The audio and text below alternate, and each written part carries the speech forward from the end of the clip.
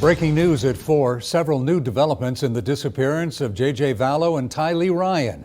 That's the mugshot of Chad Daybell, who was in court today. You'll remember yesterday 2 bodies were found at Daybell's property.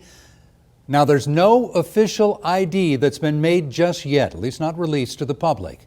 The Fremont County prosecutor, though, today in court said the bodies could be those of children.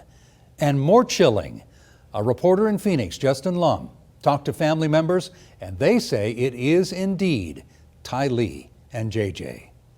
CBS 2's Brian Moore is closely following the case and has more on what came out in court today. With regards to the criminal complaint, it was filed dated June 10th, 2020. There are 2 counts in the criminal complaint.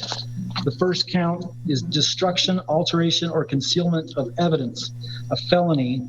The second count is the same charge.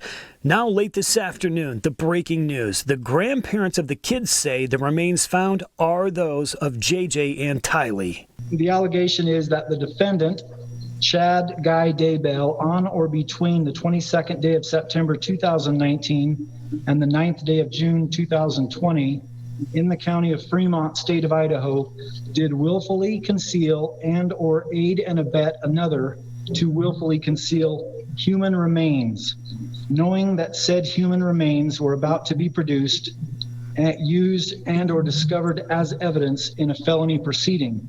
Chad Daybell didn't say much in court, but he did respond to the charges. Mr. Daybell, do you understand the allegations on both counts that have been brought against you? I do. Mr. Daybell, do you also understand the maximum penalties on each of those counts? Yes. Mr. Daybell, do you understand that those maximum penalties could run consecutively, one after the other, or they could run concurrently? Do you understand that? Yes. Chad's wife, Lori, is already behind bars after she failed to follow a judge's order to produce her children, JJ and Tylee. They haven't been seen since September. Typically, bail is set at $50,000 for destroying, altering, or concealing evidence. The charges Chad Daybell is facing, however, due to the nature of this case and the concern he's a flight risk. If you recall, he and Lori popped up in Hawaii when her children were missing. The judge set bail at the maximum.